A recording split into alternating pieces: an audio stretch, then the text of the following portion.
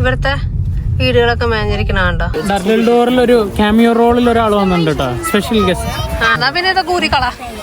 അപ്പൊ പിന്നെ പണി തുടങ്ങിയിരിക്കുകയാണ്.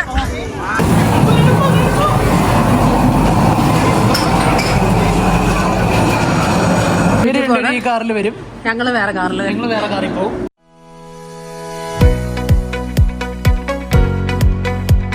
ഹലോ, ഞങ്ങള് ബാങ്ക് ഹോളിഡേ വീക്കെൻഡ് ആയിട്ട് എല്ലാവരും കൂടെ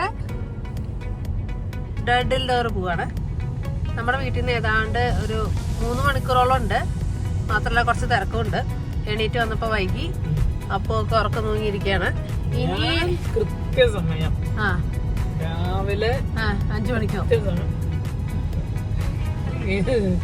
കൃത്യം എഴുന്നേറ്റ് ഞാൻ എന്റെ ജോഗിങ് ഒക്കെ കഴിഞ്ഞു വന്നു, ജിമ്മൊക്കെ കഴിഞ്ഞു വന്നിട്ടും നിങ്ങൾ റെഡി ആയിട്ട് ഒരൊറ്റ തള്ള. അപ്പൊ ഞങ്ങള് ഈറ്റബിൾസ് കുറച്ചെടുത്തിട്ടുണ്ട്. അവിടെ ഇന്ന് ഗെയിം കളിക്കുക, തിന്നുക, ഫോട്ടോ എടുക്കുക. ശരിയാ, ഞങ്ങൾ ഏതാണ്ട് ഉച്ചയ്ക്ക് 1 മണിയാവും. ഭയങ്കര വെയിലാണോന്ന് അറിയില്ല, റോഡിലൊക്കെ ട്രാഫിക്കും ഉണ്ട്. അപ്പൊ ഇനി അവിടെ പോയിട്ട് അവിടുത്തെ വിശേഷങ്ങൾ കാണാം. ബൈ.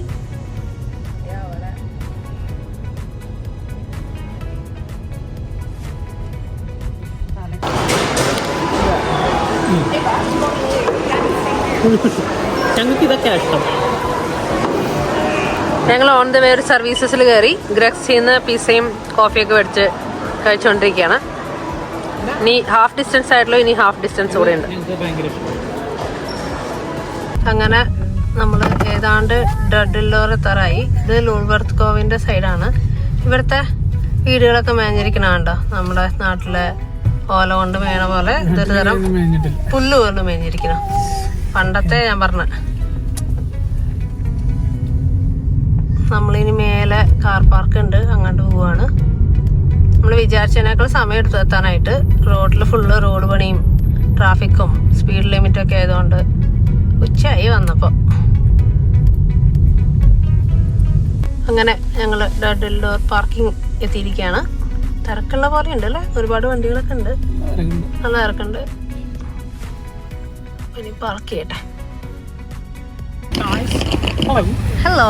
അപ്പോ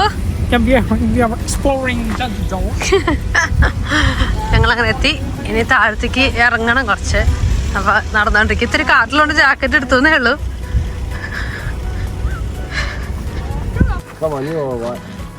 നോക്കി നോക്കി നടക്കണേ. ഞങ്ങളപ്പോ ഡഡിൽ ഡോറിന്റെ ജുറാസിക് കോസ്റ്റിക്ക് നടന്നുകൊണ്ടിരിക്കുകയാണ്. കുറച്ച് നടക്കാണ്ട്, ഇത്തിരി ഉരുളങ്കല്ലുള്ളതുകൊണ്ട് സ്ലിപ്പറി ആവുന്നുണ്ട്. ഞങ്ങളിപ്പോ പതിയെ പതിയെ നടക്കുകയാണ്. ആ കാണുന്ന അറ്റം വരെ എത്തണം. അവിടെ നിന്ന് ഇനി താഴത്തേക്ക് ഇറങ്ങാൻ വേണം.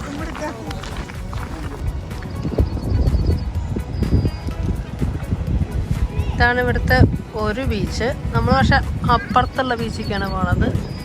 തിരക്കാണെന്നാ തോന്നുന്നത്. ഡബിൾ ഡോറിൽ ഒരു ക്യാമിയോ റോളിൽ ഒരാൾ വന്നിട്ടുണ്ട് കേട്ടോ, സ്പെഷ്യൽ ഗസ്റ്റ്.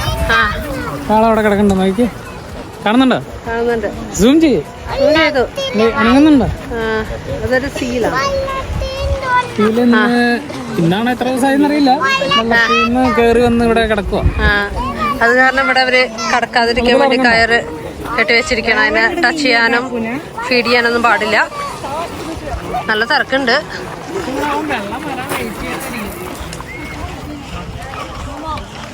നമ്മള് ഡഡിൽ ഡോർ എത്തി. ഒന്ന് ഇരുന്ന് സെറ്റൊക്കെ ആയി.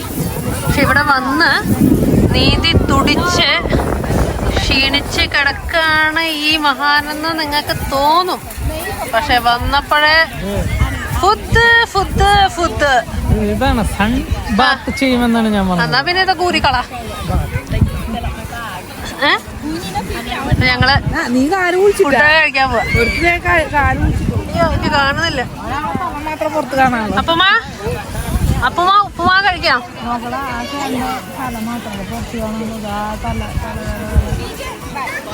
ആക്ടിവിറ്റി സ്റ്റാർട്ട് ചെയ്യാൻ നമുക്കെന്ത് ബീച്ച് ഇവിടെ വരണം.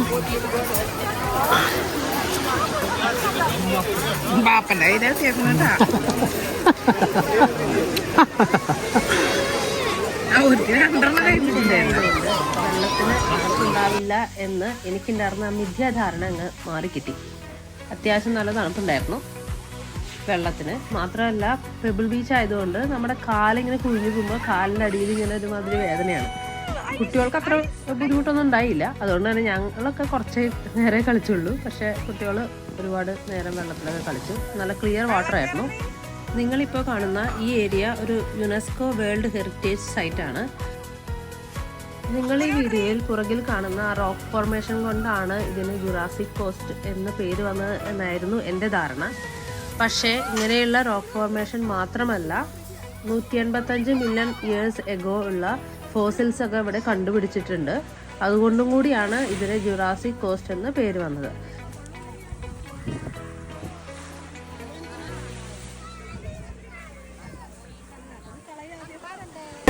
സീൽ ഇപ്പോൾ ഇങ്ങോട്ട് കിടന്നു. അപ്പോൾ ഇത്തിരിയും കൂടെ ഈ സൈഡിലോട്ട് അവർ റെസ്ട്രിക്റ്റ് ചെയ്യാൻ പോവാണ്. The seal is resting. നാട്ടിലെ ബീച്ചും ഇവിടുത്തെ ബീച്ചും തമ്മിൽ എന്താ വ്യത്യാസം എന്ന് ഞാൻ പൊന്നൂസിനോട് ചോദിച്ചു. പൊന്നൂസിൻ്റെ അഭിപ്രായത്തിൽ ഇവിടുത്തെ വെള്ളം ഭയങ്കര ക്ലിയറാണ്, നല്ല ക്ലിയറാണ്. പിന്നെ പെബിൾ ബീച്ചിൽ അവർ പോയിട്ടില്ല അത്ര. എനിക്കും കണ്ണനും ജിതയ്ക്കും പെബിളിൽ നടന്നിട്ട് കാലിൻ്റെ അടി ഭയങ്കര വേദന പോലെയായിരുന്നു. പക്ഷേ എന്തുകൊണ്ടോ കുട്ടികൾക്ക് അത്ര പ്രശ്നം ഉണ്ടായില്ല. അവർ വെള്ളത്തിൽ നിന്ന് കയറുന്നേ ഉണ്ടായില്ല. കുറച്ച് അപ്പുറത്തുള്ള ബീച്ചിൽ നിന്ന് ഇങ്ങോട്ടേക്ക് ബോട്ട് സർവീസ് പോലെയുണ്ട്. അപ്പോൾ അങ്ങനെ കുറച്ച് പേര് വരുന്നുണ്ടായിരുന്നു. അതുപോലെ നമുക്ക് കയാക്കിങ്ങും നമുക്ക് ബുക്ക് ചെയ്ത് വേണമെങ്കിൽ അവിടെ പഠിക്കാനുള്ള അവസരമുണ്ട്. ഇപ്പോൾ ഈ കാണുന്ന പോലെ പാഡിൽ സ്പോർട്സ് ഒക്കെ ചെയ്യുന്നവർ ഇത് കൊണ്ടുവന്ന് ഇതിൽ എയർ ഫില്ല് ചെയ്ത് ഇവിടെ ചെയ്യുന്നുണ്ടായിരുന്നു കേട്ടോ. ഞങ്ങളിവിടെ 3ാമത്തെ തവണയാണ് വരുന്നതെങ്കിലും ഇത്രയും സണ്ണി ആയ ഒരു ദിവസം നമ്മൾ വന്നിട്ടില്ല. അതുപോലെ ഇത്രയും നേരം നമ്മൾ വെള്ളത്തിൽ കളിച്ചിട്ടുമില്ല. ഉണക്കാട്ടിരിക്കുകയാണെന്ന് ഉണക്കപ്പാപ്പാനാത്രേ, അല്ല ഉണക്കപ്പാപ്പൻ. ഫ്രൈ ചെയ്യാം. ഇതാണ് ഡെഡൽ ഡോറിന്റെ മേലെ നിന്നുള്ള വ്യൂ. നിങ്ങളെ കാണിക്കാൻ വീഡിയോ എടുത്തതല്ല, മേലെ കയറി അണച്ച് നിന്നപ്പോൾ ഒരു വീഡിയോ എടുത്തതാണ്.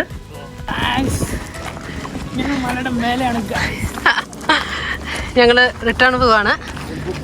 കുറച്ച് നടക്കാണ്ട്, ഇറങ്ങി അത്ര എളുപ്പമല്ല കയറാൻ. ഡെഡലോർ പോയിട്ട് നമ്മള് ഡീടൂർ ചെയ്ത് ബോൺമത്തിലേക്ക് വന്നിരിക്കുകയാണ്. ഇവിടെ സാൻഡി ബീച്ചാണ്, അവിടെ പെബിൾ ബീച്ചാണ്. ഇവിടെ നടക്കാൻ സുഖം കുറച്ചും കൂടെ. അവിടെ കാല് വേദനിച്ചിട്ട് വയ്യാണ്ടാവും. അപ്പം ഞങ്ങളിവിടെ ഈ പിയറിലൊക്കെ പോയി ഇവിടെ കുറച്ച് ഗെയിംസ് ഒക്കെ ഉണ്ട്, അതൊക്കെ കഴിച്ചതേ. അപ്പൂനെ പണി തുടങ്ങിയിരിക്കുകയാണ്. അപ്പം ഞങ്ങളിവിടെ കുറച്ചേരം ഇരുന്ന് ഐസ്ക്രീം തീർത്തതിന് ശേഷം ഗെയിമൊക്കെ കളിക്കാൻ പോകാമെന്ന് വിചാരിക്കുകയാണ്.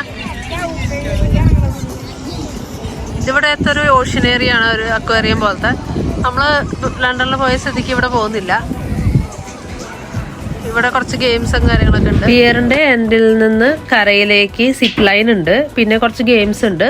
നമ്മളിതൊന്നും ചെയ്തില്ല, പക്ഷെ ഇവരുടെ ഐസ്ക്രീം തീരാത്തതുകൊണ്ട് നമ്മൾ അവിടെ പിയർ വരെ എൻഡ് വരെ നടന്ന് അവരിതൊക്കെ കാണിച്ചിട്ട് ഇപ്പുറത്തെ സൈഡിൽ കൂടെ തിരിച്ചു വന്നു. ആസ് യൂഷ്വൽ നമ്മള് പിയറിന്റെ അവിടെയുള്ള ഗാംബ്ലിംഗ്. ഇവിടെ ഏതാണ്ട് എല്ലാ പിയറിന്റെ അടുത്തും ഇതുപോലത്തെ ഗെയിമിംഗ് കണ്ടിട്ടുണ്ട്. ഞങ്ങളവിടെ കയറാറുമുണ്ട്, കളിക്കാറുമുണ്ട്. ഈ 1 പൗണ്ടിന്റെ ചേഞ്ച് ആക്കുന്ന മെഷീൻസ് അവിടെ ഉണ്ട്. അപ്പൊ നമ്മളവിടെ ഒരു 10 പൗണ്ട് കൊടുത്ത് 10 പൗണ്ടിന്റെ കോയിൻസ് എടുത്തു. ഇവിടെ കോയിൻ ഇട്ടിട്ടാണ് കളിക്കുന്നത്. അപ്പൊ ഇവർക്ക് ഈ ഇരിക്കുന്ന കണ്ടറിയാം അപ്പൂന് കാലെത്തുന്നില്ല. അപ്പൂന്റെ ആക്സിലറേറ്ററും ബ്രേക്കും പാപ്പനാണ് ചവിട്ടുന്നത്.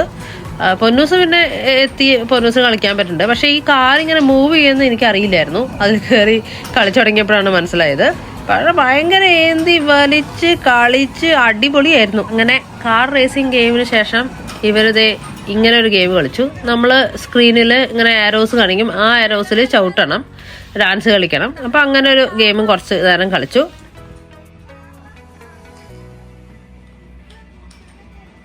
അടുത്ത ഗെയിം ഈ വാട്ടർ ഗൺ വെച്ചിട്ടുള്ള ഗെയിമാണ്. ഡൈനോസേഴ്സ് വരും, അവരെയൊക്കെ വാട്ടർ ഗൺ വെച്ച് വെടിവെച്ച് വീഴ്ത്തുക. അങ്ങനെ രണ്ടാളും കൂടെ കുറേ കളിച്ചു. അത് കഴിഞ്ഞ് ഒരു ഗെയിം എനിക്കും ചിതയ്ക്കും കൂടെ കളിക്കാനായിട്ടായിരുന്നു. ഒരെണ്ണം പോലും വീണില്ല കേട്ടാ.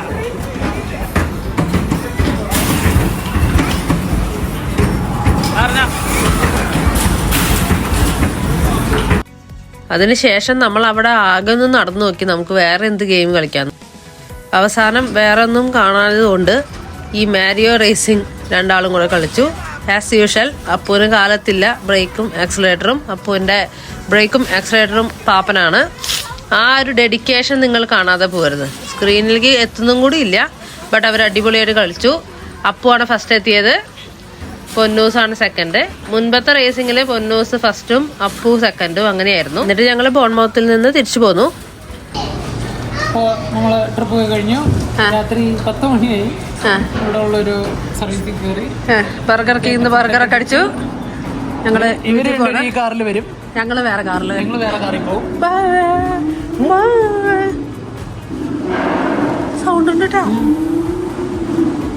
ഓടിച്ചേക്കാ. Thank you for watching. ഇതുപോലെയുള്ള വീഡിയോസുമായി ഞങ്ങൾ വീണ്ടും വരാം. ബൈ.